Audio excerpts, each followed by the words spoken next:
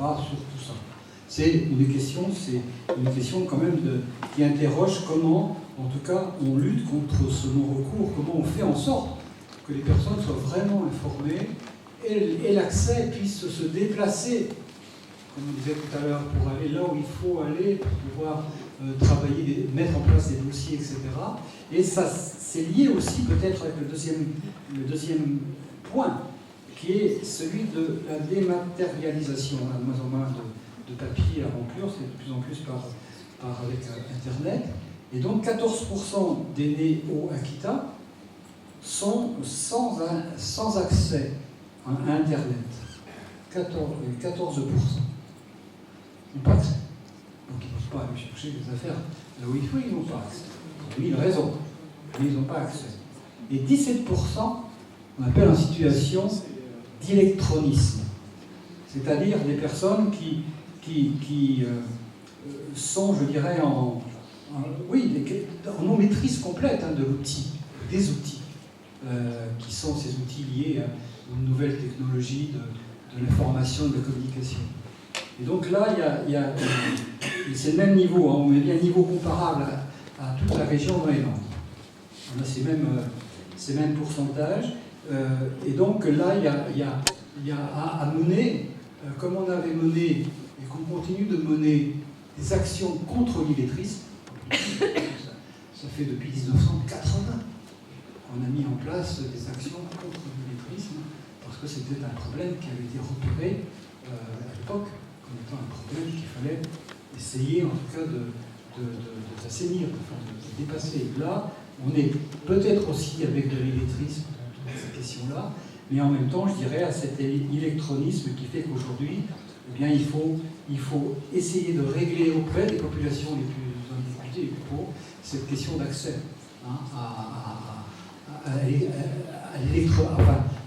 à l'outil, aux outils qui existent aujourd'hui, parce que les droits aussi vont passer par là. Donc là, donc, on dit bien dans les préconisations, besoin de réhumaniser l'information sur l'accès aux droits.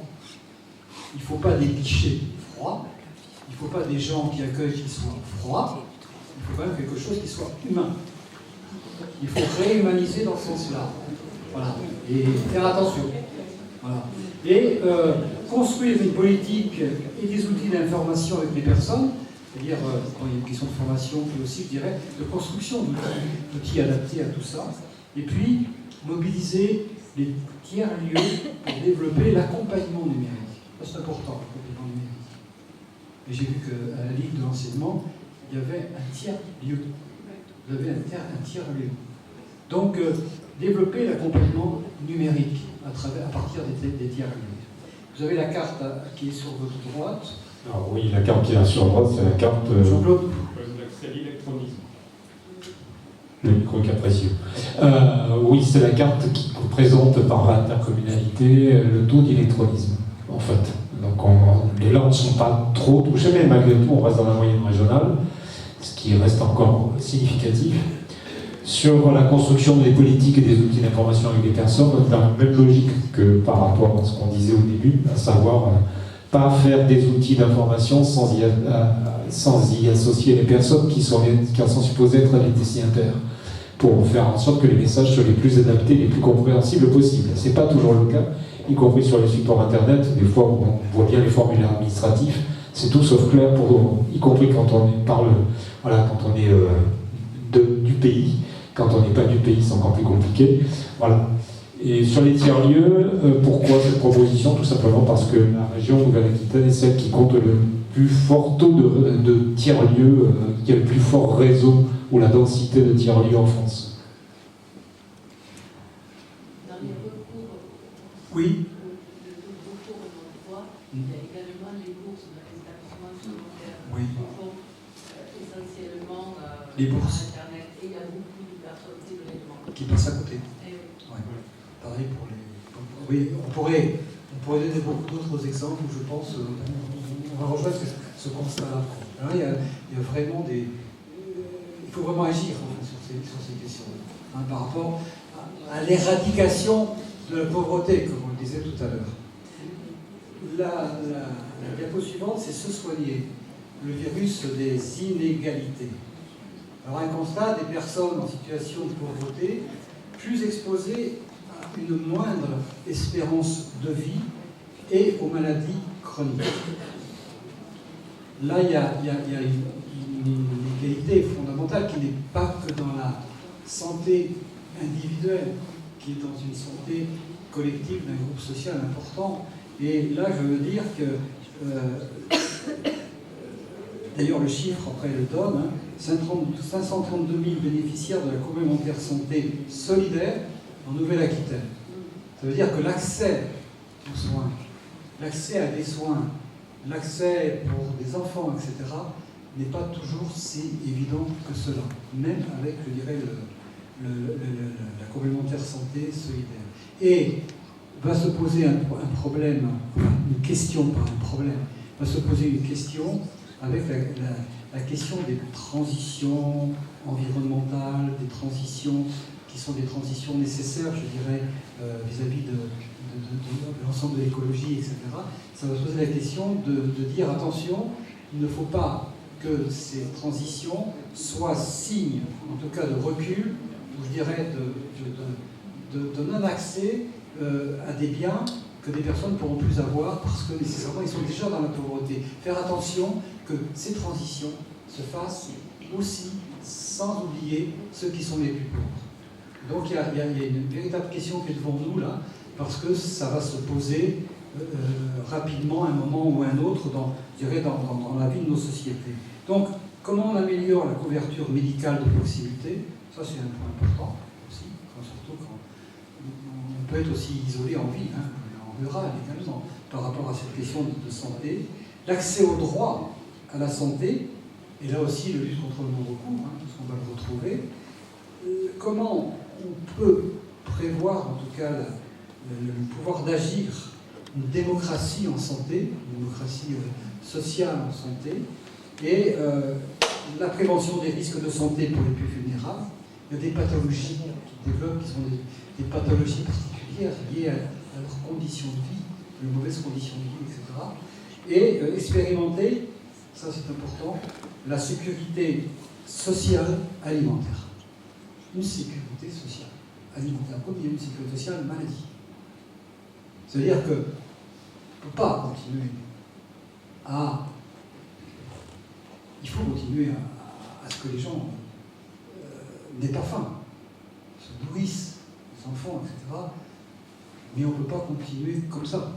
Parce qu'il faut qu'à un moment donné, le système qui est, on le voit d'ailleurs aujourd'hui, le système qui est de donner de la nourriture, on le voit, avec la question des restaurants du cœur qui ont pu arriver à distribuer autant de vivres qu'ils distribuaient auparavant. Donc il faut à tout prix qu'il y ait, je dirais, une sécurité sociale, une politique autour d'une sécurité sociale alimentaire. Que dans ce pays, il y a quand même des moyens de se nourrir. On n'est pas à ces situations d'attente, dans les différents restaurants du cœur, secours populaire, secours catholique, etc. Que ça, on sorte de cela pour avoir une sécurité sociale alimentaire qui couvre bien les besoins d'alimentation, quelle que soit la situation financière.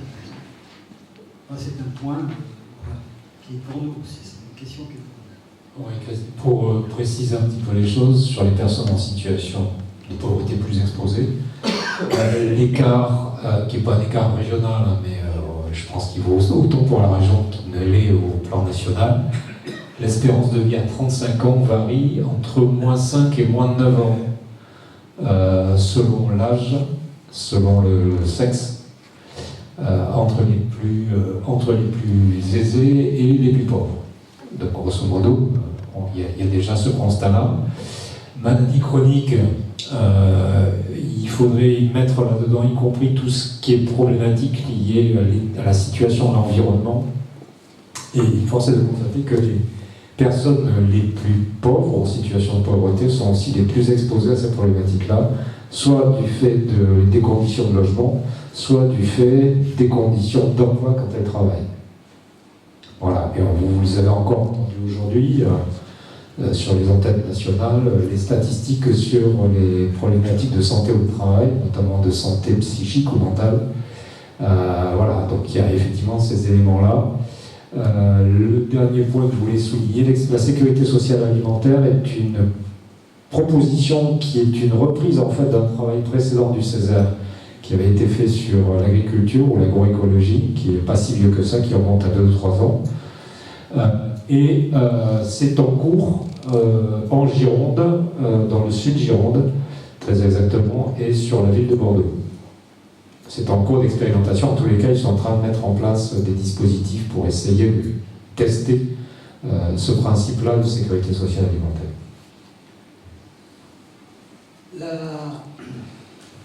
On va terminer pour avoir le temps quand même de questions, de débats, parce qu'on avait conférence, débat, pour l'instant, la conférence, débat, il n'est pas. On trouve le moyen de faire le débat. Changer d'angle, changer de focus spécifique. La pauvreté, on le rappelle, reflet des inégalités de genre aussi, dans le rapport homme-femme, et de discrimination sociale, raciale, etc. Donc il y a quand même là, je dirais, le reflet des inégalités. La jeunesse en France, on a un peu dit quelques mots tout à l'heure. On échangeait tout à l'heure avec la présidente, là, puis avec le directeur de la maison du siège.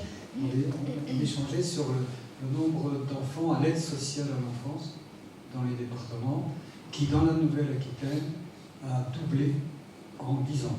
De 10 000 enfants, je crois, on est passé autour de 20 000 enfants pris en charge par les départements dans le cadre de l'aide sociale à l'enfant. Donc, la question de la jeunesse, les 170 000 jeunes qui passent à côté de tous les radars, dont on parlait tout à l'heure, c'est quand même une question qui peut être extrêmement préoccupante. Et puis, on a parlé du travail social, on a parlé des travailleurs sociaux aussi. Parce qu'au fond, ces professionnels, entre autres, mais de par leur identité, de par leur statut professionnel, qui sont face à face en lien à l'accueil de ces personnes dans les différentes associations, structures, CCAS, caisse d'allocation familiale, tout ce qu'on sécurité sociale, MSA, enfin, tout ce qu'on voudra. Et donc ils sont en lien avec ces personnes-là. Et aujourd'hui, de fait, ces professionnels, comme d'autres professionnels dans le secteur de la santé d'ailleurs, sont des personnes qui sont, comme on a dit, dans des injonctions paradoxales, c'est-à-dire à avoir de moins en moins de moyens pour pouvoir accompagner de manière, je dirais, positive et émancipatrice des personnes qu'ils accueillent. Et là, c'est quelque chose qui est extrêmement difficile, avec également leur nombre qui reste quand même insuffisant au niveau de la région. Il faudrait, au niveau assistante sociale, éducateur conseiller en économie sociale et familiale, aide à domicile, etc. Il faudrait de fait revoir les effectifs qui sont formés, d'ailleurs sous la responsabilité du conseil régional, en termes, je dirais, du schéma de formation de ces personnes-là au niveau région. Voilà pour les focus spécifiques là-dessus. On a parlé la suivante, entre misère et galère, le halo de la pauvreté, on en a fait un petit aperçu, vous l'avez, de 3 millions d'Aquitains en deçà du niveau de vie décent, 780 000 sous seuil de pauvreté, et dans les Landes, 23 000 ménages, ce qui correspond à 48 000 personnes, sont sous le seuil de pauvreté à 60% du revenu médian. 60%. Et 12 500 ménages, 26 000 personnes, sont sous le seuil à 50%. Et 5 800 ménages, 11 500 personnes, sont sous le seuil de 40%. Donc ça vous donne, vous voyez, les seuils différents. Et dans le halo de pauvreté, c'est-à-dire tous ces gens qui sont dans la précarité, les contrats de travail qui sont faits pour 8 jours ou 15 jours, qui se répètent, dans des conditions qui sont des conditions de travail très dégradées, etc., et autres, on est à 70 000 ménages dans le halo de pauvreté, il y a 155 000 personnes, près de 38% de la population de ce département. Donc c'est quand même significatif, c'est important. Et qui font partie de ce halo de pauvreté avec, je dirais, le risque que cette pauvreté s'aggrave. C'est-à-dire que leur situation se dégrade de plus en plus, à tous les niveaux, y compris au niveau de leur protection sociale, de leur salaire évidemment, et de leurs revenus. Donc le halo de la pauvreté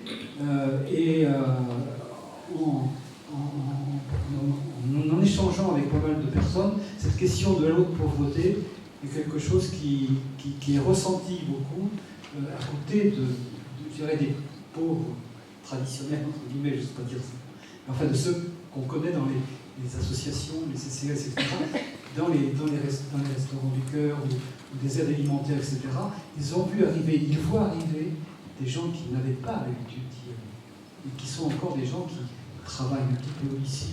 Donc il y a quand même ce halo de pauvreté qui est quand même très très important dans toute la région de l'Aquitaine et dans les Landes, vous voyez. Alors, oui, vas-y. Un petit point, Christian, sur justement, parce qu'on nous a interrogé bien évidemment sur ça correspond exactement à quoi ce niveau de vie décent dans le halo. En fait, c'est un travail que fait le Conseil national de lutte contre la pauvreté et l'exclusion, le CNLE, qui fait depuis plusieurs années, et qui travaille sur un budget de référence. Ce budget de référence, en fait, ils mettent un échantillon de personnes représentatives de la population française en leur demandant de dire quels sont les biens et les services qui sont les plus indispensables, à minima. Et une fois qu'ils se sont entendus et communément entendus là-dessus, ce sont des économistes qui font le chiffrage en fonction du coût de la vie tel qu'il est observé. Et ce qui correspond, pour vous donner les choses de manière encore plus concrète, ça correspond à un niveau, un revenu, plus exactement, un revenu pour une personne seule de l'ordre de 1500 à 1600 euros par mois. Donc c'est le revenu minimum décent pour pouvoir bénéficier, ne pas se priver en tous les cas, de niveaux de services ou de biens qui constituent un petit peu le panier qui paraît indispensable. Sur le seuil de pauvreté, vous avez des seuils qui sont définis par l'INSEE. L'INSEE n'utilise, comme au niveau européen, que le seuil à 60%. Certains utilisent le seuil à 50%. Donc, seuil à 50%, comme le disait Christian tout à l'heure, c'est à peu près 900 euros par mois. Le seuil à 40%, on arrive aux alentours de 600 et 700 euros. Vous avez entendu le dernier chiffre de l'INSEE qui est sorti sur l'année 2021. C'est ça. Donc la pauvreté, il y a eu un constat d'augmentation de la pauvreté au niveau national. Il y a de fortes chances qu'on observe le même résultat sur la région, puisque la région c'est à peu près 10% de la situation nationale, mais voilà, avec simplement une caractéristique que je voulais souligner ici, il y a un autre travail de l'INSEE à Nouvelle-Aquitaine qui est sorti au mois d'octobre sur la pauvreté en Nouvelle-Aquitaine, qui apporte d'autres éléments, mais pour vous indiquer quand même que l'une des spécificités de la région, c'est la situation de pauvreté des personnes âgées, en particulier d'agriculteurs retraités. Voilà. Il y a une augmentation de la pauvreté chez les personnes de plus de 75 ans. Je crois, dit l'INSEE, c'est ça, plus de 75 ans qu'on voit apparaître aujourd'hui et qui montent, apparemment. Dernière diapo. C'est des quartiers prioritaires. Vous les voyez partout là, dans la région. Quartiers prioritaires, des îlots de pauvreté, des îlots de vulnérabilité. Là, dans ces quartiers prioritaires, 44% des ménages, 44% sont sous le seuil de pauvreté. Et dans certaines situations, c'est jusqu'à 61% dans certains quartiers. C'est quelque chose de très, très important du point de vue du pourcentage.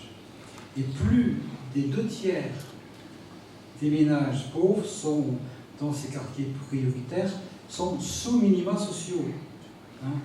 32% hors quartier prioritaire, crois, ça veut dire ça, découpé, je pense, enfin j'espère que je ne fais pas d'erreur. Et 29% pour la population des quartiers prioritaires. Vous voyez, 9,5% pour l'ensemble des ménages au niveau de Nouvelle-Aquitaine. La mixité sociale qui régresse, avec des effets de ghettoisation qui sont très très forts de ces quartiers. 21% d'étrangers, 4,3% dans la population du reste de l'Aquitaine, 23% d'émigrés, 6,4% je dirais dans le reste de l'Aquitaine, et 69% des ménages en logement social contre 10%, je dirais, en Nouvelle-Aquitaine. On voit très bien que ces quartiers peuvent de fait présenter des tensions sociales et peuvent, je dirais, manifester largement leur mécontentement lorsqu'ils votent dans des élections politiques. Ça, c'est sûr, quand on voit cet état-là. Hein. Des jeunes, encore plus en souffrance. On a vu les jeunes sur toute l'Aquitaine tout à l'heure, sur la Nouvelle-Aquitaine. Mais là, les 14% des 16-24 ans de ces quartiers non scolarisés, 14%, 16-24 ans non scolarisés et sans diplôme. Jusqu'à 38% à comparer à 8% en Nouvelle-Aquitaine. Vous voyez que les inégalités sont fortes. 40% des jeunes au chômage dans ces quartiers. Et jusqu'à 74% dans certains quartiers, 27% hors quartier prioritaire. 22% des jeunes ni emploi ni études, et jusqu'à 46% hors des quartiers. Et hors des quartiers, c'est ça. 5% hors des quartiers. Et 38% des jeunes mineurs en situation de vulnérabilité. Donc jusqu'à 66%, 13% hors quartier prioritaire. Il y a 2 fois plus d'emplois précaires, vous voyez les chiffres, 28% jusqu'à 43%, alors que dans le reste de la population et des territoires, c'est 14%. 37% dès 15 ans ou plus, ils ont terminé leurs études déqualifiés, ils sont déqualifiés, et jusqu'à 92% contre 24% en Nouvelle-Aquitaine. Ces chiffres-là nous questionnent beaucoup, quoi, vu en tout cas leur importance. C'est une part importante, je disais tout à l'heure, une part importante de femmes, de familles monoparentales qui vont des hommes aussi, qui sont, mais beaucoup de femmes, 42% et jusqu'à 51% de familles monoparentales dans ces quartiers, 27% au niveau de la Nouvelle-Aquitaine, et les femmes au foyer, 13% et jusqu'à 34%, 5% en Nouvelle-Aquitaine. Ça vous donne, si vous avez vu l'ampleur de la dégradation, enfin, des risques de dégradation sociale au niveau de ces quartiers, avec ce qu'on connaît d'ailleurs comme je dirais comme ce que l'actualité nous montre très souvent dans des situations un peu tendues. Ce n'était pas le cas ici dans les Nord, c'est le cas à Pau récemment encore avec Bousses-des-Bois, etc. On a de temps en temps des accès de fièvre qu'on peut comprendre par rapport à tout ce qu'on voit, en tout cas tout ce qu'on voit là. On en a fini pour ça. Merci en tout cas d'avoir écouté sagement et de manière attentionnée un petit peu cette restitution du rapport qui, comme citoyens, les uns ou les autres, en dehors des aspects professionnels ou associatifs, comme citoyens, peut poser, nous pose beaucoup de questions, beaucoup de problèmes sur le devenir un petit peu d'une société qui fracture autant et qui approfondit autant ces obstacles et ces fractures. Ça pose beaucoup de questions, surtout que cette population, semble-t-il, elle n'est pas en diminution. Voilà, merci.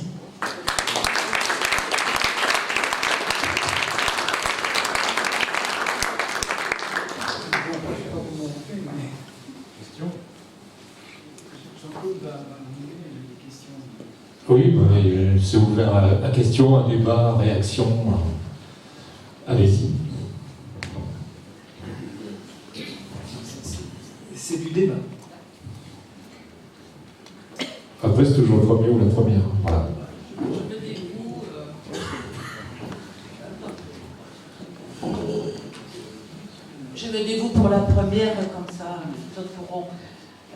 posée. Je voudrais revenir sur le système éducatif. Et normalement, et notamment, donc j'ai parlé tout à l'heure des bourses de collège, hein, comme tu l'as dit tout à l'heure également. Je voudrais dire aussi que les fonds sociaux ont diminué en 5 ans de 17%. Ils aident ces fonds sociaux pour la cantine, pour les équipements divers dans les collèges et dans les lycées. Donc, volontairement, on met la pauvreté dans les établissements. Quant à l'étude, l'aide pour les enfants en difficulté dans les zones prioritaires pour l'aide aux devoirs, il y a 1,7 million, pas simplement en Nouvelle-Aquitaine, un peu partout, 1,7 million d'enfants qui ont droit donc à ces aides-là. Et on dépense 32 millions pour cela, c'est-à-dire 18,50 €. Par contre, pour les 85 000 enfants jeunes qui préparent les études supérieures et les classes préparatoires des grandes écoles, on en dépense 70 millions. Il coûte 840 € à la société. Donc, c'est une fraternité inversée. Volontairement, et de plus en plus, ce sont les pauvres, finalement, qui payent pour les riches. Voilà. Donc, tout cet engrenage que vous avez décrit tous les deux, il n'est pas qu'en Nouvelle-Aquitaine, il est partout. Comment peut-on à un moment donné, enrayer ceci? Tu parlais tout à l'heure de mixité sociale. La mixité sociale, les établissements privés ont 70% de leur budget qui est donné par l'État. Ils refusent la mixité sociale. Donc on en revient donc encore, on fait l'école des riches, l'école des pauvres, l'école des riches payée par l'État. De plus en plus, on arrive à des excès. Comment peut-on, à un moment donné, si ce n'est évidemment le bulletin de vote, hein, vous allez me dire peut-être, mais bon, c'est peut-être facile, mais avant, en même temps, on a ces jeunes dans la rue. Il y a eu, au printemps, ces manifestations, on a vu les jeunes qui font brûler les écoles. Alors on s'insurge tous contre le fait de brûler une école. C'est affreux. Mais l'INSEE montre aussi, Jean-Paul Delahaye nous le disait, qu'en fait, les enfants, les jeunes, pardon, l'école, ils ne la reconnaissent pas comme quelque chose d'égalitaire. L'égalité des droits, elle n'existe pas. Et ça, ils le sentent très bien. Voilà. Donc, comment arrêter un petit peu toute cette révolte aussi des jeunes à un moment donné?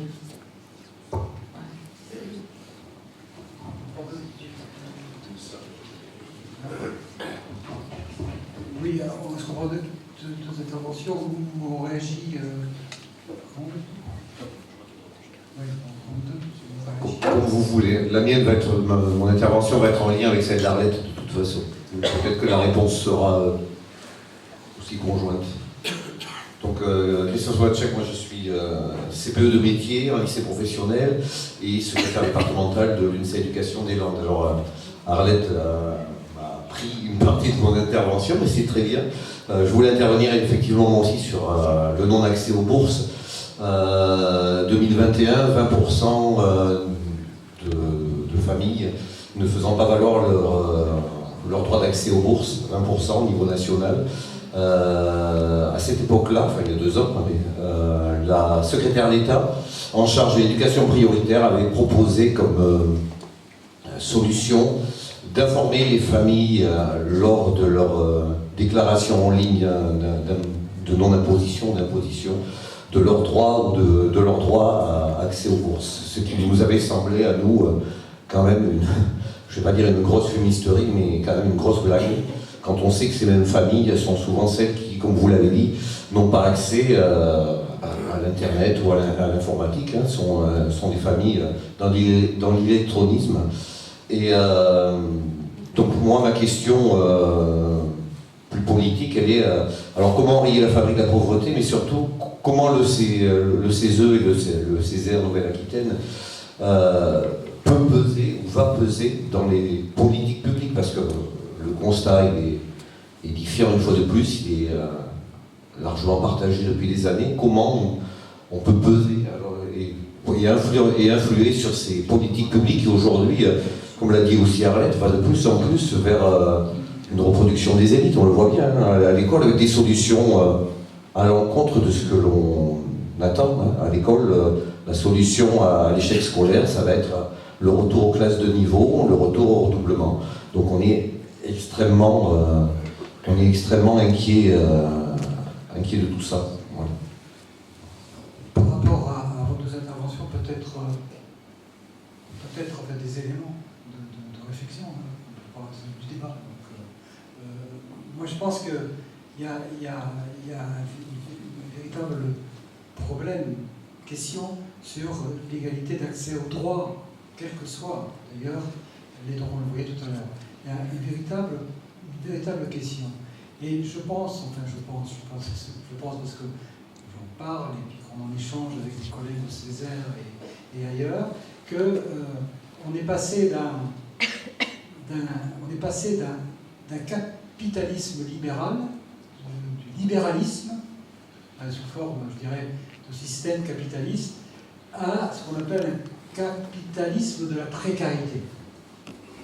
Et aujourd'hui, pour que le capitalisme puisse se développer, il lui faut la précarité sociale telle qu'elle est aujourd'hui. Il lui faut la remise en cause des droits sociaux, un peu partout. Il lui faut l'ensemble, je dirais, de ces régressions auxquelles on assiste et qui font que, je dirais, c'est à partir de là, de fait, et à partir, en tout cas, de la manière de moins ils paieront de retraite, moins ils paieront de cotisations et moins ils paieront des tas de choses au niveau impôts, etc., plus évidemment, les bénéfices de l'autre côté seront importants pour tous ceux qui forment les actionnaires de ce capitalisme un peu mondialisé. Et je crois que là, c'est une question qui fait que c'est des prises de conscience au niveau de la région, hein, pour participer, pour travailler plutôt dans le cadre de la commission d'évaluation des politiques publiques de la région. Il y a une grande attention qui est portée sur les effets, sur l'impact des politiques. Ça commence à venir, les impacts sociaux de ces politiques-là. Il y a une grande, enfin, il y a en tout cas une attention qui est portée. Moi, je pense qu'il faut faire un travail de conscientisation, comme on disait autrefois, chez Paolo d'Argentine, qui conscientisait les paysans qui n'avaient pas les informations suffisantes, pour faire réveiller aussi des consciences par rapport à tout cela. Si je peux compléter la réponse,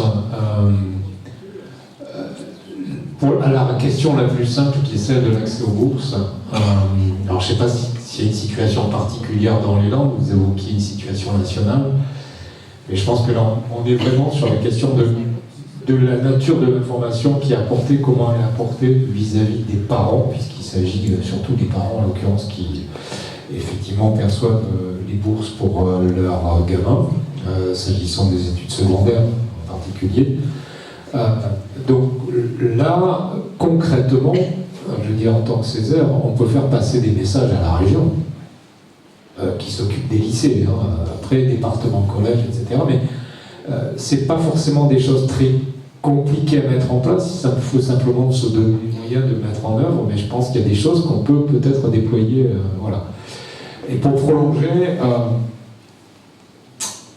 le Césaire en 2020, on avait commencé le travail tout à l'heure en 2019, Covid, on a travaillé sur la Covid. Quand on a travaillé sur la Covid, on a tout regardé, tous les aspects, de la démocratie à la santé en passant par l'économie et le social. On avait eu une conclusion qui consistait à dire en gros, il devient nécessaire de bifurquer.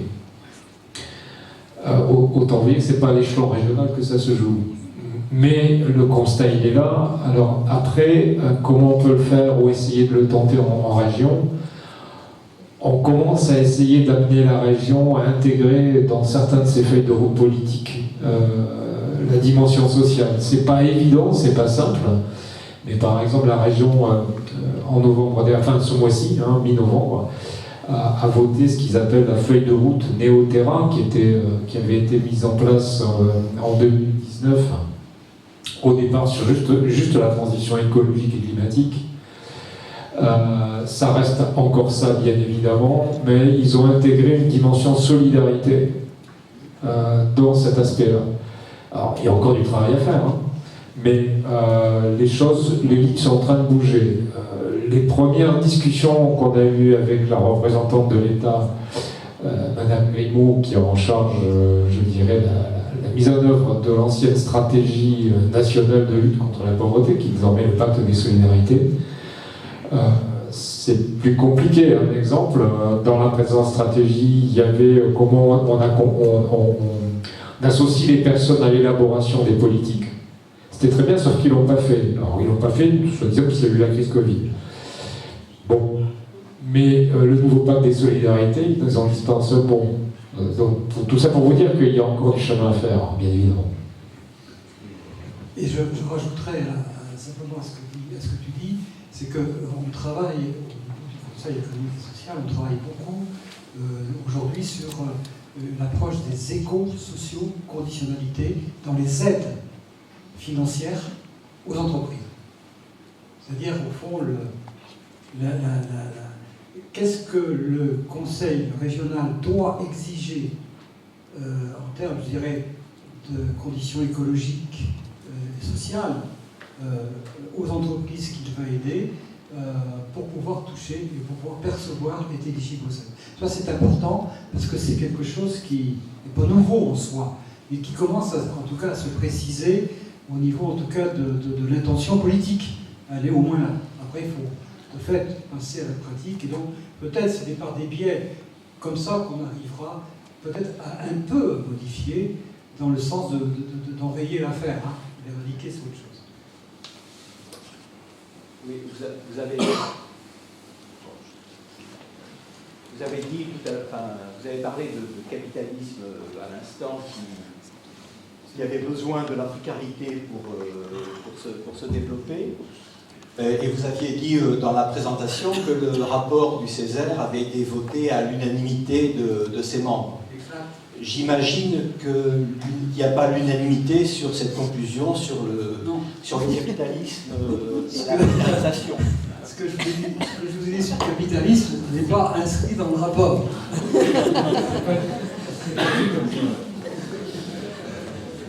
En tout cas, c'est pas dit comme ça, même si c'est sous-entendu ou sous-jacent, je ne sais pas comment on pourrait dire. Ça a été voté parce que c'est tellement vrai que c'est peut-être difficile de dire mais non, tout ça c'est faux, c'est pas ça du tout, et c'est pas ce qui se passe. Je crois que c'était ça. Vous avez présenté le rapport par ordre de priorité pour les gens. Pour les personnes. Voilà. Et n'apparaît pas du tout l'aspect alimentation. Est-ce que pour elle, il est mieux mal, enfin, qu'il est moins prégnant parce qu'il y a des réponses sur le terrain? C'est dans la question de la santé, en fait. Ah, d'accord. C'est dans l'accès à la santé. Après, c'est pas apparu effectivement en premier, parce qu'il y a néanmoins pour ces personnes-là quand même toujours la possibilité d'accès à l'aide alimentaire, peu ou trop, même si c'est pas 2 repas par jour, même si c'est qu'un seul repas, quand ils peuvent. Voilà, je pense qu'on aurait interrogé plus directement certains étudiants. Quand on voit les queues à Bordeaux, par exemple, au centre de Bordeaux, tous les mardis soirs, il y a une distribution alimentaire pour les étudiants. Il y a plusieurs centaines d'étudiants qui font la queue pendant plusieurs... alors je pense que ça dure bien 2 heures.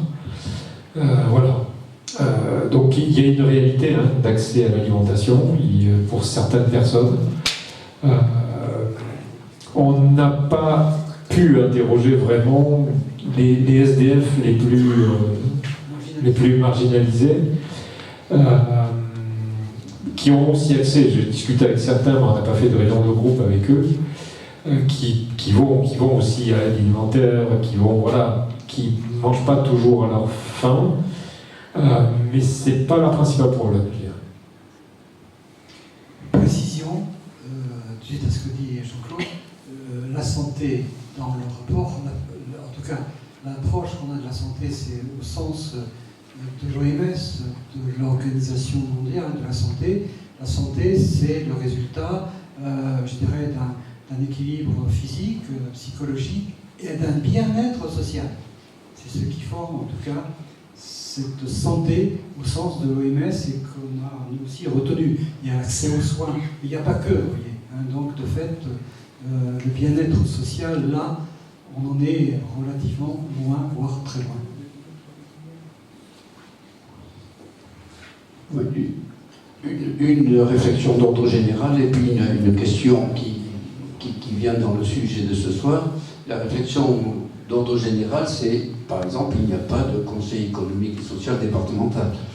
Et c'est la question de l'organisation et de la place de la société civile organisée à tous les niveaux. Dans les pays, dans les PETR, dans les intercommunalités, y compris quand c'était inscrit dans les statuts, ça ne se met pas en place.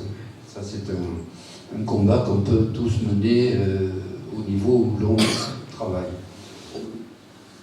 Si l'ordre des thèmes correspond aux demandes des personnes interrogées, je ne vois pas de place sur les vacances, les loisirs et l'accès à la culture. Est-ce à dire que ça n'est pas du tout évoqué comme un sujet par les personnes interrogées?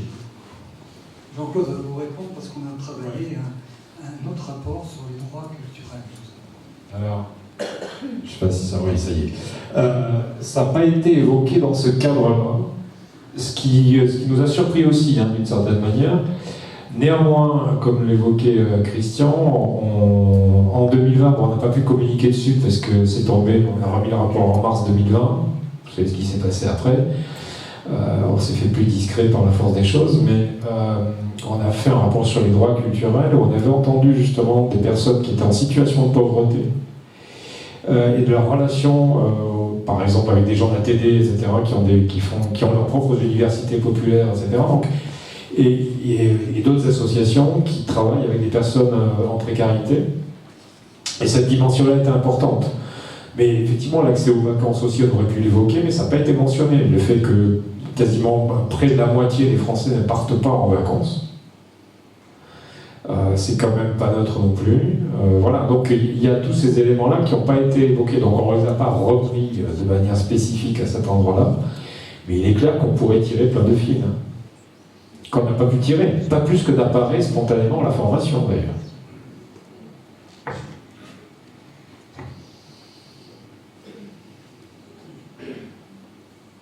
D'autres demandes d'intervention? Est apparu, des lieux d'expression. La demande de lieux d'expression. Oui. Un petit peu comme les universités populaires d'ATD Katmandou. Alors là, les personnes que vous avez rencontrées, est-ce que ils ont réussi à créer? Est-ce que vous avez réussi à créer avec Non. Non. Alors, il y a des endroits où le seul endroit où on l'a croisé, c'est là où ça existait déjà, en fait. C'est chez ATD. Ailleurs, c'est des groupes qui se sont constitués ad hoc. Donc, ça veut dire qu'en fait, les structures, CCAS, associations qui ont constitué ces groupes de personnes qui ne se connaissaient pas avant, alors ça leur a permis de faire connaissance. Il y a ceux qui restent et il y a ceux qui ne restent pas. Que ce soit sur le lieu où on les a croisés, dans l'association où on les a croisés, etc. Pour le CCAS de Limoges, par exemple, aucune des personnes, quand on a voulu les réinterroger à la fin, aucune des personnes qui avaient participé au groupe, le CCAS ne les avait plus dans sa file active. Alors c'est peut-être pour du bien, ou ça peut être parce que les personnes, il y en avait au moins 2 qui avaient prévu de partir ailleurs, dans une autre région. Donc voilà. Simplement pour réagir à ton propos, Maurice, sur la question des lieux, des espaces d'échange, de débat, etc. On a fait une proposition très concrète, à dire ces personnes en situation de pauvreté elles auraient tout à fait leur place dans des espaces déjà existants de démocratie et où se discute la chose publique. Exemple, le Césaire.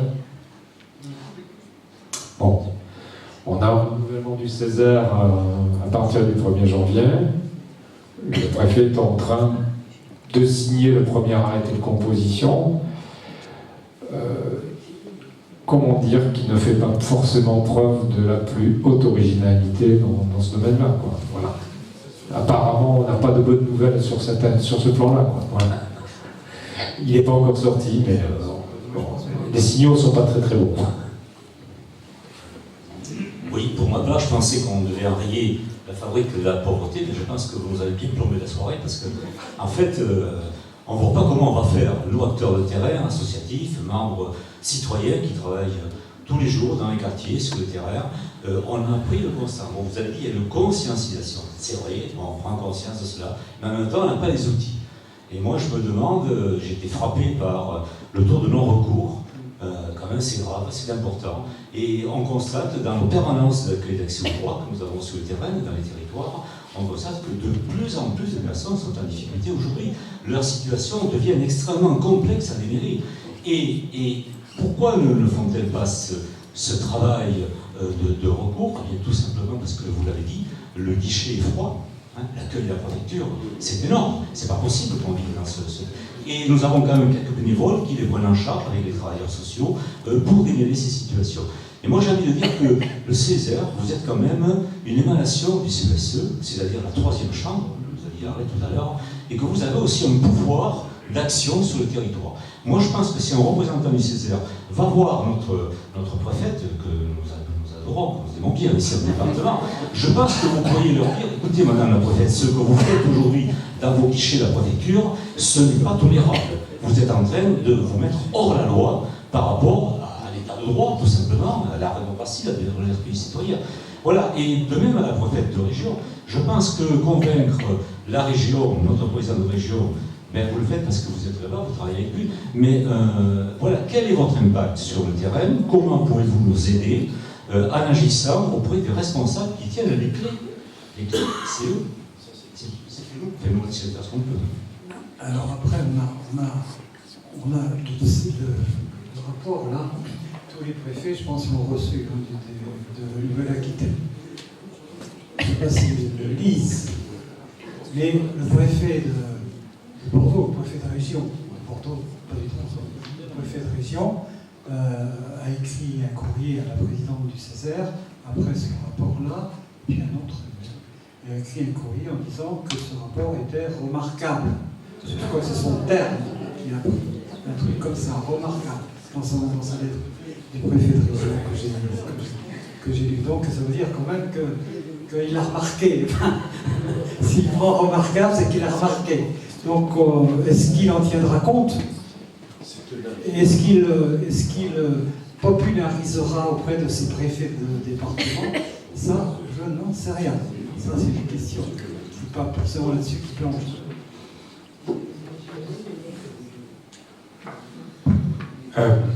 Oui, tu évoquais les difficultés vis-à-vis des guichets des préfectures. Je dirais, si ce n'était que ça, le problème, il est bien plus général. C'est l'accès au CAF, c'est parfois l'accès à Pôle emploi ou les relations avec Pôle emploi, c'est peut-être l'accès avec certaines institutions qui ont en charge de régler en principe la situation de ces personnes. On a eu des retours de toute nature, hein, des gens hyper satisfaits ou des gens qui sont complètement excédés, qui du coup, non seulement ils ont eu du mal à franchir la porte parfois de tels guichets, parce que c'est quand même un peu stigmatisant, il faut pouvoir franchir la porte. Et une fois qu'on l'a franchi, on se dit ouf, ça y est, et en fait, non, ça y est pas du tout, parce que la personne que vous avez en face de vous vous demande des comptes, en fait, se méfie de vous, vous considère comme suspect a priori.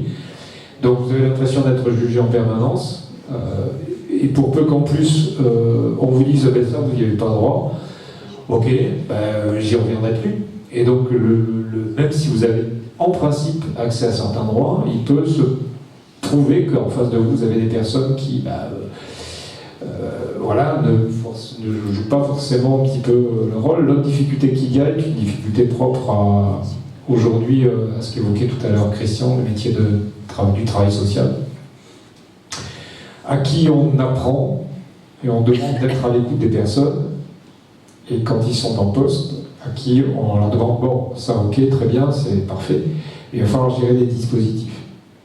Et il faut faire du nombre sur les dispositifs, il faut remplir les cases. Et ce que vous en dites des personnes, c'est que ben voilà, des fois on ne rentre pas dans telle ou telle case. Ou on ne rentre pas dans la bonne case. Et on a l'impression d'être des pions qu'on déplace voilà, d'un guichet à l'autre, parce que voilà. Il n'y a aucune reconnaissance là-dedans, c'est juste, on ne prend pas le pouls de la situation de la personne. C'est simplement, est-ce que votre situation correspond à ça? Non, non. Mais attendez, j'ai fait ça, j'ai... Non, non, non. Est-ce que vous répondez à tel critère ou pas? Voilà, c'est ce genre de situation-là qui... C'est pas qu'un problème d'information. Si c'était qu'un problème d'information, même si ça existe, ça pourrait être relativement facile à régler. Le problème, c'est qu'il est bien plus structuré que ça, quoi. Donc, il y a effectivement énormément de boulot. Et qu'est-ce que vous pouvez faire? Déjà, au niveau local, il y a une association, il y a... Voilà. Si vous repérez des gens qui sont un petit peu largués, essayez de les intéresser à ce que vous faites. Au-delà de l'information, de l'accompagnement, on leur dit, attendez, mais on a besoin de vous. On a besoin de vous, on a besoin de votre regard, on a besoin de vos idées, on a besoin je dirais, de connaître un petit peu, de savoir quelle expérience vous avez sur les difficultés que vous rencontrez, comment on peut mieux faire pour enseigner les personnes qui sont dans votre situation. Et ce que demandent ces personnes, à la rigueur, quand on les a interrogés, s'il fallait terminer peut-être sur une note positive, c'est que non seulement ils ont un regard très, très aiguisé sur la situation et qu'ils ont des projets qui font sens et qui, y compris, font sens quand on parle de transition.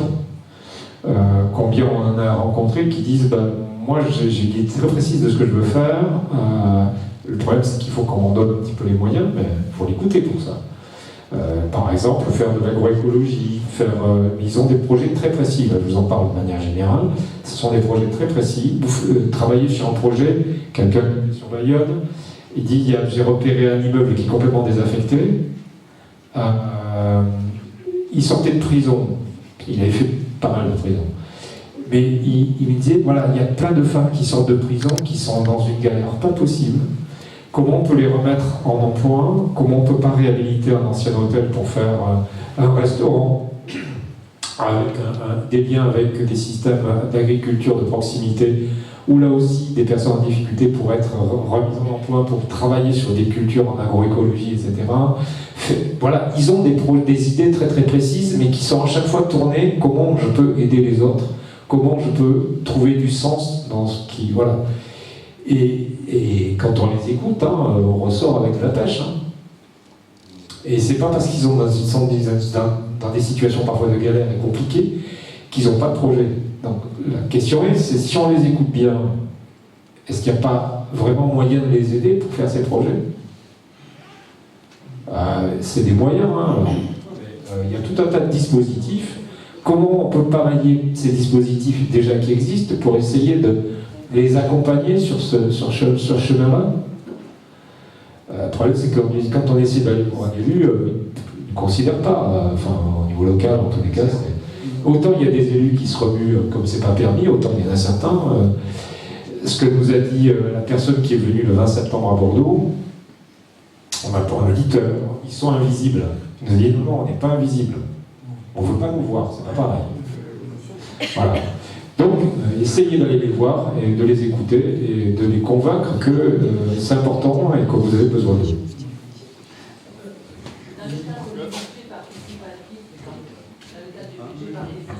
Ça peut être une question aussi. Une question?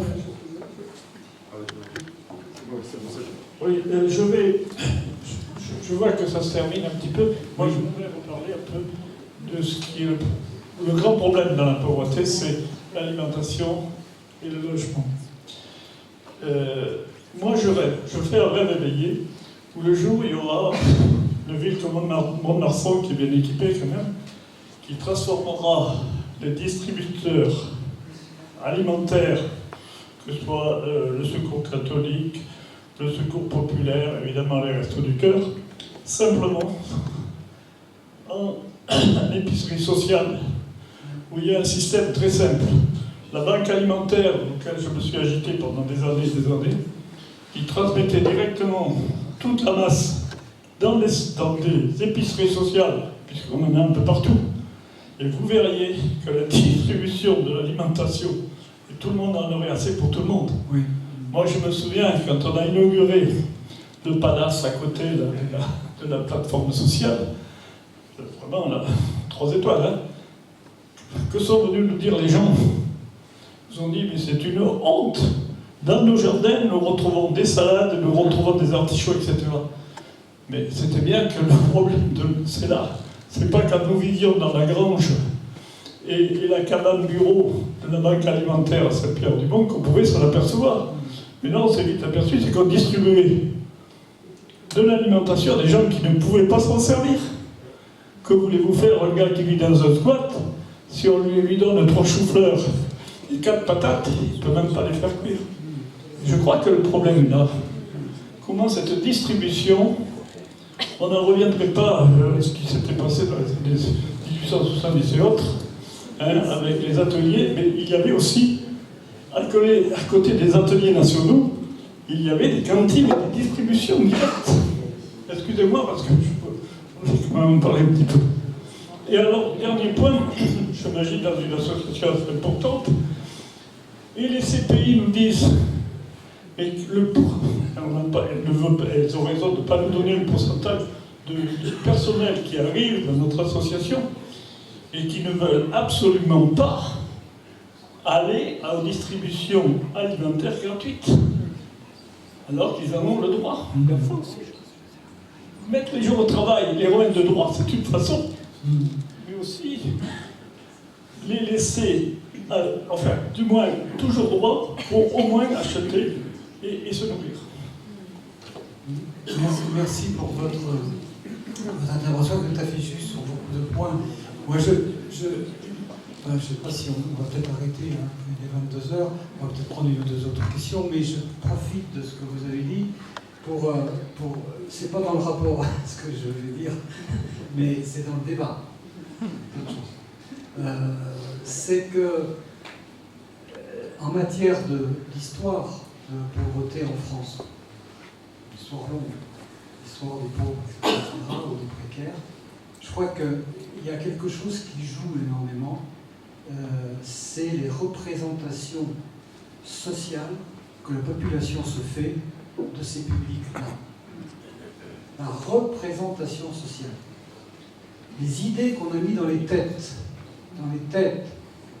de se méfier, ils abusent, ils sont là pour prendre l'argent des honnêtes travailleurs alors qu'ils font rien. Enfin, tout ce qu'on peut entendre, et Dieu sait si on les entend, donc il y a une question de représentation sociale qui, à un moment donné, stigmatise, en tout cas marque ces personnes, socialement.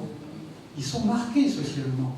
Ils ont les populations juives pendant la guerre avaient l'étoile, eux ils ne sont pas l'étoile, mais il y a un marquage qui est un marquage social, et ce marquage social relève d'une représentation que l'on a d'eux, une représentation négative qui s'ancre dans la mémoire, je dirais, très profonde de ceux qui ne sont pas dans la pauvreté depuis des siècles. On s'est toujours méfié des pauvres, on s'est toujours méfié de ceux qui vagabondaient, on s'est toujours méfié de ceux qui faisaient la manche, etc.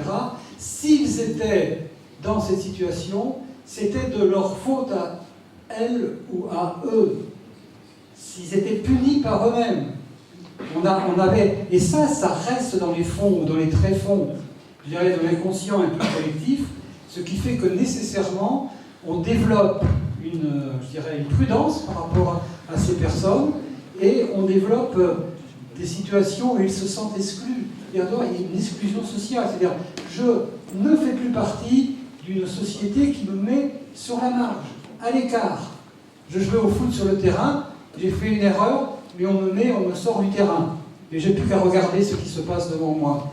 Donc il y a là, je dirais, quelque chose qui... Il faut lutter contre les représentations, il faut lutter contre la manière dont on entend que certaines personnes parlent de ces gens-là.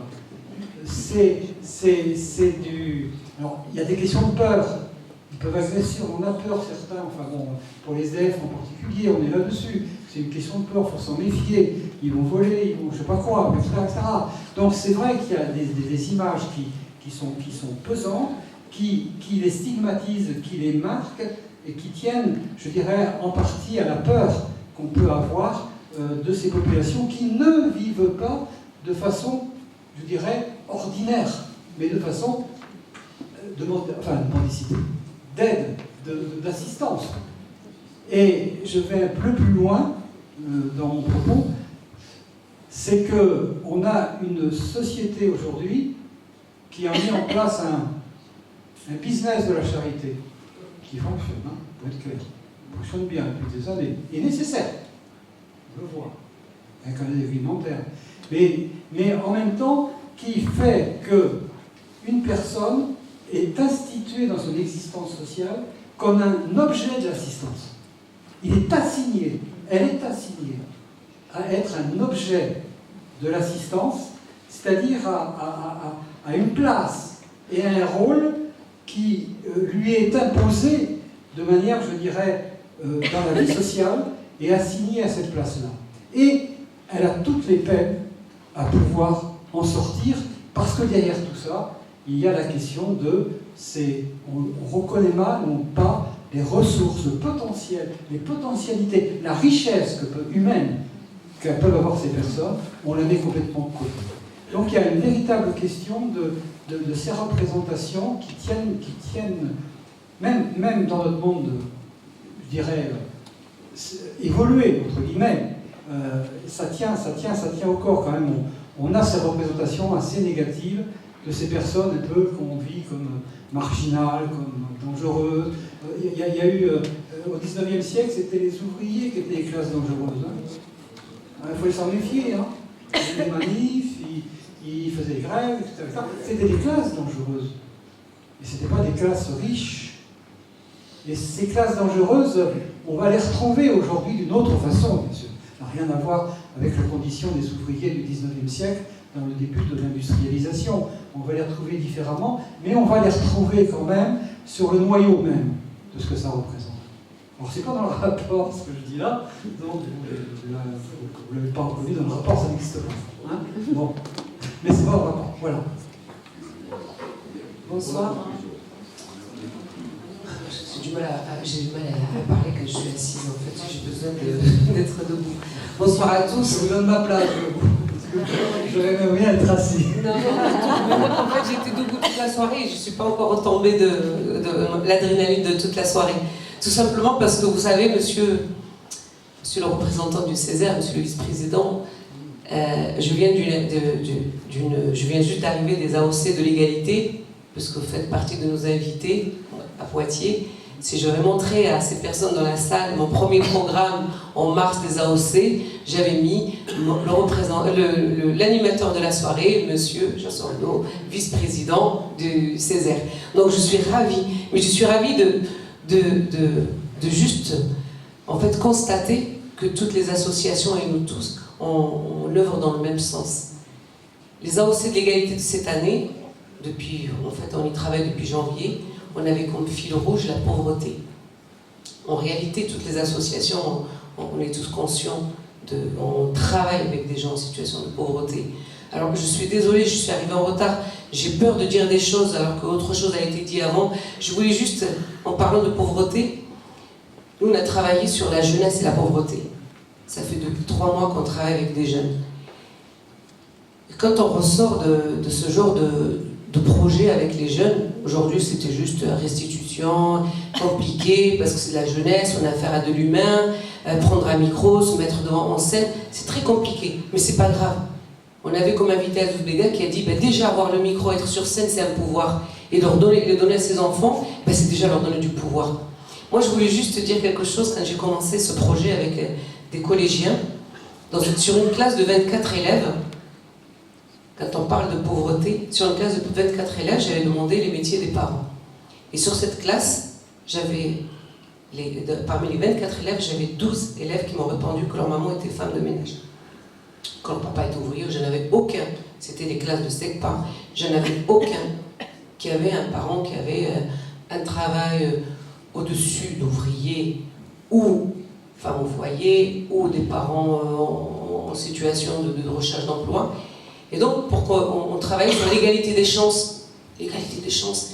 Et tout le monde, le constat du début, c'est bah oui, on est à l'école, hein, si on travaille bien, on va réussir. Mais nous, on n'en sait pas parce qu'on a des difficultés. On est dyslexique, dyspraxique, on est nul, on ne sait pas faire. Donc, du coup, nous, on sait que de toute manière, on sera ouvrier. Et là, je fais un deuxième tour de table, on se présente, on fait quoi? T'as envie de faire quoi plus tard?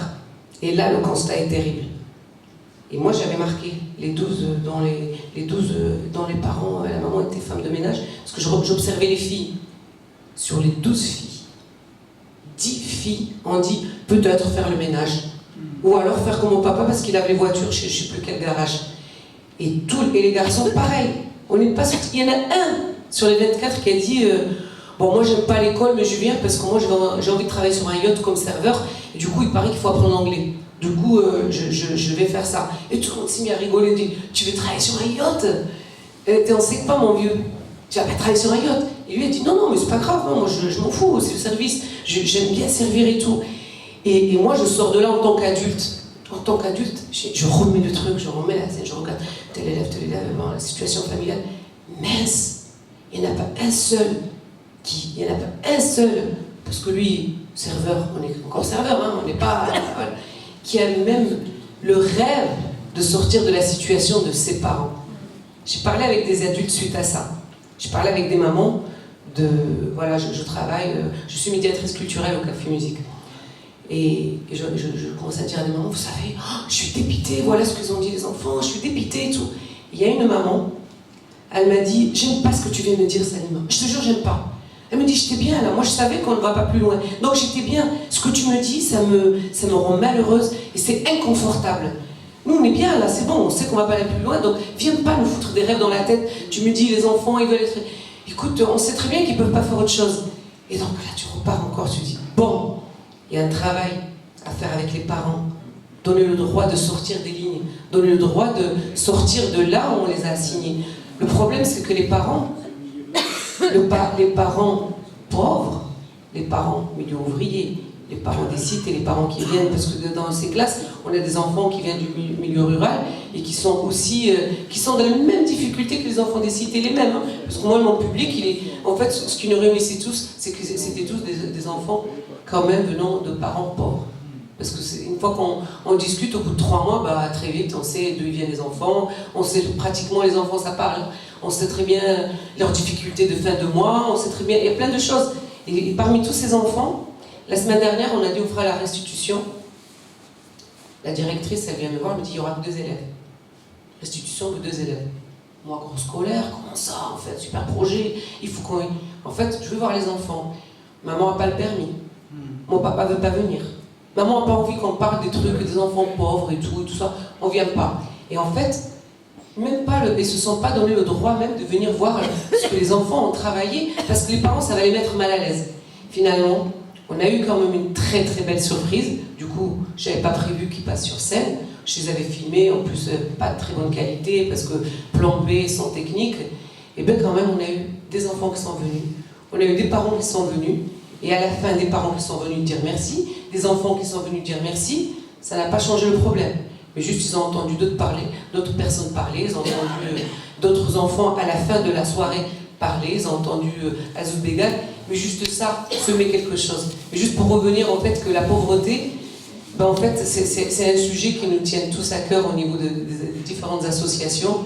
Et votre venue ce soir, mais vraiment dommage, de toute façon on va venir vous voir plus tard, parce que c'est partie de notre projet, au niveau des AOC. Donc je suis désolée, je n'en dirai pas plus, je ne sais pas si je suis dans le sujet ou je suis hors sujet. Merci de ce témoignage. Ce témoignage était très sincère de votre part. Je réponds sans faire de réponse, mais je vous renverrai à des scènes lectures qui est d'un grand sociologue béarnais,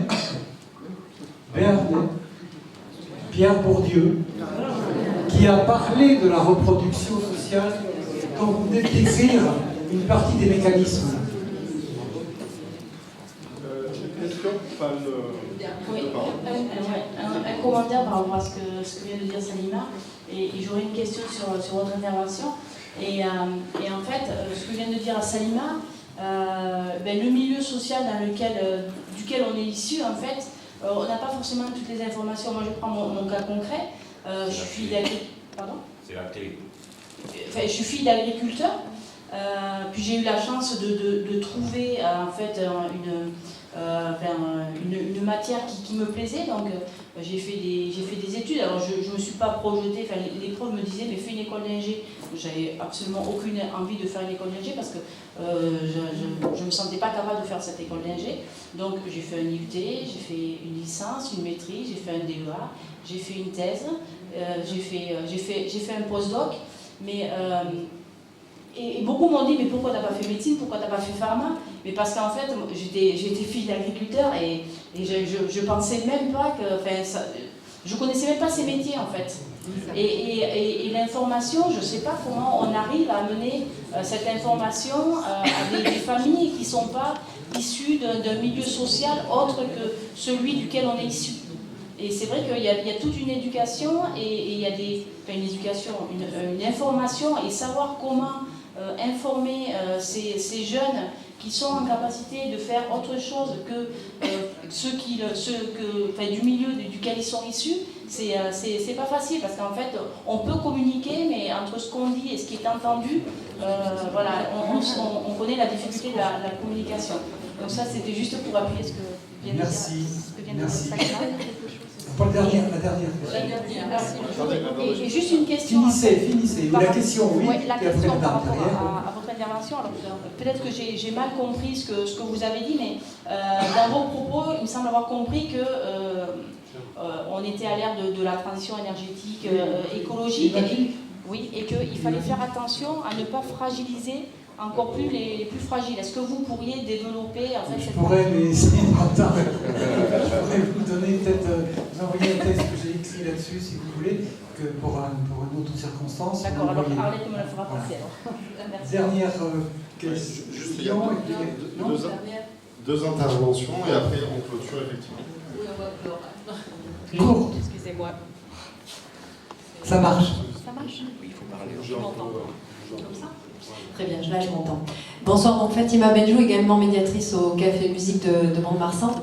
Je voulais juste dire à quel point, quand on travaille avec les publics, notamment des quartiers populaires, je préfère les appeler comme ça, plutôt qu'un jargon administratif, c'est de découvrir à quel point il y a des richesses culturelles, mais aussi intellectuelles. Il y a énormément de gens éduqués, qui ont des choses à transmettre, qui transmettent à leurs enfants. Je suis également issue de l'immigration. On a accueilli Azouz Begag, on a beaucoup parlé d'immigration, et en fait le fond, le tréfonds, c'est juste la pauvreté économique. Et là-dessus, c'est vrai que les femmes ont un rôle à jouer, on y travaille au quotidien, elles ont une parole à donner, on leur donne le micro. Hier à la librairie Caractère, il y a eu des femmes de différentes origines sociales, mais également culturelles, qui ont pu s'exprimer devant un parterre de gens, on va dire, éduqués, qui ont l'habitude de fréquenter une librairie Caractère que beaucoup connaissent ici, qui est fréquentée par des gens lettrés, qui vont acheter des livres. C'est des femmes qui ne sont jamais venues dans cette librairie, qui ont pu lire un texte, des extraits de Azouz Begag, de la littérature de Azouz, et qui ont eu la reconnaissance de leur père, de la société, par des applaudissements, par un autre regard. Et c'est vraiment notre rôle à nous, ce à quoi on travaille, c'est de changer le regard. Parce qu'à partir de ce moment-là, il y a un lien, il y a un contact. Et on oublie une femme qui porte un voile parce qu'elle a une éducation, parce qu'elle parle la langue de Molière, peut-être mieux que certaines personnes nées sur le sol français, parce qu'elles ont une volonté d'éduquer leurs enfants dans la dignité. La pauvreté, c'est un vrai problème aussi, parce que c'est un problème de dignité. Je comprends très bien les gens qui ne veulent pas en parler, qui sont dans ces situations-là, parce que voilà, il n'y a pas de distance, elles n'ont pas la distance. On peut, nous, avoir cette distance-là, se réunir là, mais moi, je trouve important qu'elles aient la parole et qu'on puisse parler aussi avec. Et donc merci pour ce travail, j'aimerais beaucoup lire le rapport, j'espère qu'il reste des copies. Voilà. Merci pour le travail que vous avez fait, qui rentre vraiment en écho à ce qu'on fait sur le terrain. Merci. Bien, Madame la Présidente, est-ce qu'on... Oui, dernière question. C'était la dernière, mais... Vous voulez conclure? Allez-y, allez-y pour la dernière question. Je voulais juste dire que, pour reprendre ce qu'a dit Maurice, quand les agglomérations ont été mises en place, le Conseil économique et social, il a un poids pour orienter la politique de la région. Localement, ça existait aussi, ça n'existe plus, c'est un grand regret. Par contre, dans ce département, il y a quelque chose qui se fait quand même de très très bien, c'est au niveau des CIAS, toutes les intercommunalités sous le driving du conseil départemental fait un état des lieux et il est partout, les besoins sociaux sont étudiés, mis en exergue. Par contre, tout ce que j'ai entendu ce soir, et je suis d'accord avec tout le monde, mais c'est vrai qu'on a l'impression de faire tout ce qu'on peut sur le terrain, mais des fois c'est complètement désordonné, et justement avec les besoins sociaux exprimés quelque part, il y a peut-être une coordination qui se fait, mais avec le grand regret de ne pas exister localement, comme vous existez à la région, et comme j'ai travaillé avec vous moi aussi. Bon, bah écoutez, je pense qu'il y a d'autres questions, mais ça sera terminé pour ce soir parce que nos intervenants rentrent respectivement sur Pau et sur Bordeaux. Je les remercie, je pense qu'on peut encore les applaudir très très fort.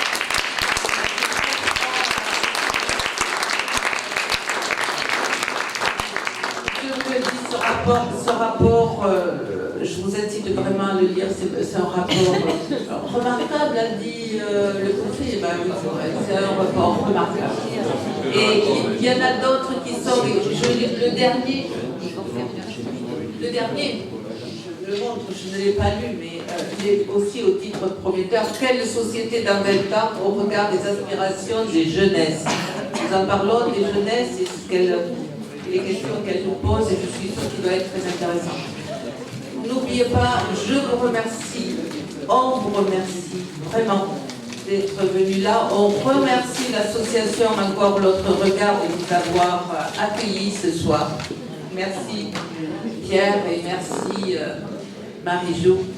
Et il y a quand même un petit pot à boire parce que je pense que nos intervenants, et peut-être vous aussi, vous avez un peu soif. Voilà. Merci.